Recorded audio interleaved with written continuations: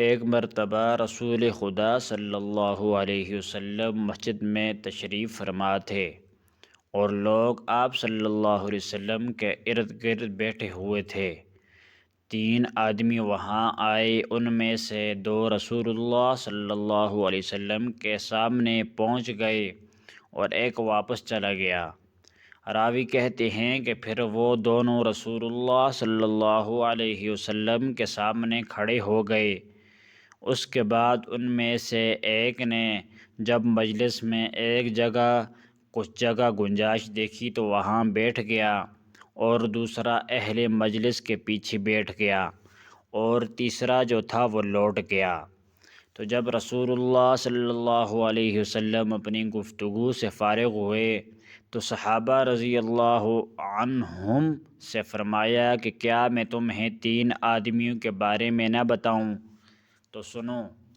ان میں سے ایک نے اللہ سے پناہ چاہی، اللہ نے اسے پناہ دی۔ دوسرے کو شرم آئی تو اللہ بھی اس سے شرمایا کہ اسے بھی بخش دیا، اور تیسرے شخص نے منہ موڑا تو اللہ نے بھی اس سے منہ موڑ لیا۔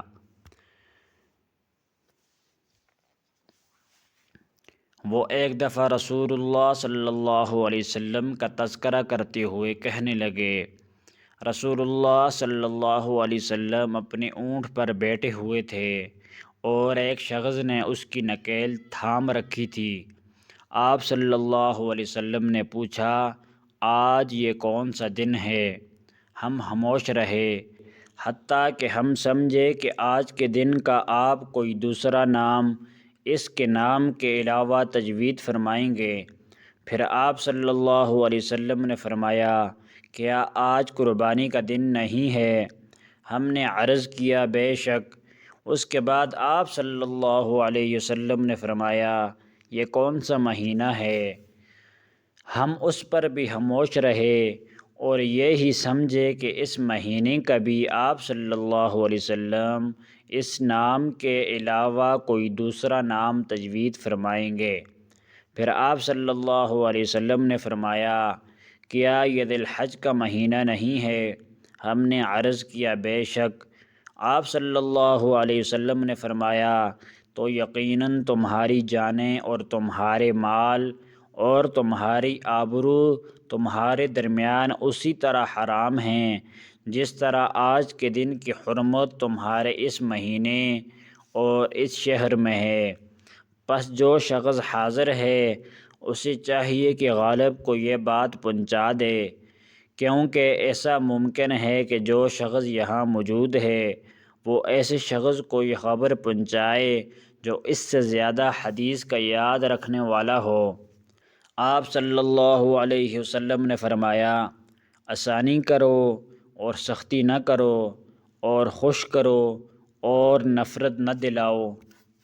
وہ خطبہ میں فرما رہے تھے کہ میں نے رسول اللہ صلی اللہ علیہ وسلم کو یہ فرماتے ہوئے سنا، جس شخص کے ساتھ اللہ تعالیٰ بھلائی کا ارادہ کرے اسے دین کی سمجھ عنایت فرما دیتا ہے، اور میں تو محض تقسیم کرنے والا ہوں، دینے والا تو اللہ ہی ہے، اور یہ امت ہمیشہ اللہ کے حکم پر قائم رہے گی، اور جو شخص ان کی مخالفت کرے گا انہیں نقصان نہیں پہنچا سکے گا، یہاں تک کہ اللہ کا حکم قیامت آ جائے اور یہ عالم فنا ہو جائے۔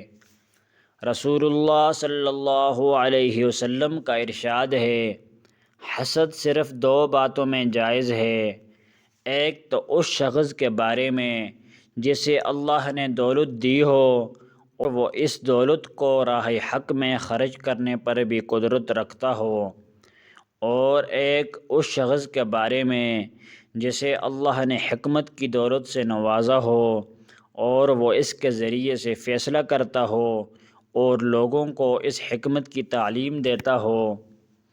ایک مرتبہ رسول اللہ صلی اللہ علیہ وسلم نے مجھے سینے سے لگا لیا اور دعا دیتے ہوئے فرمایا کہ اے اللہ، اسے علم کتاب قرآن عطا فرمائیو۔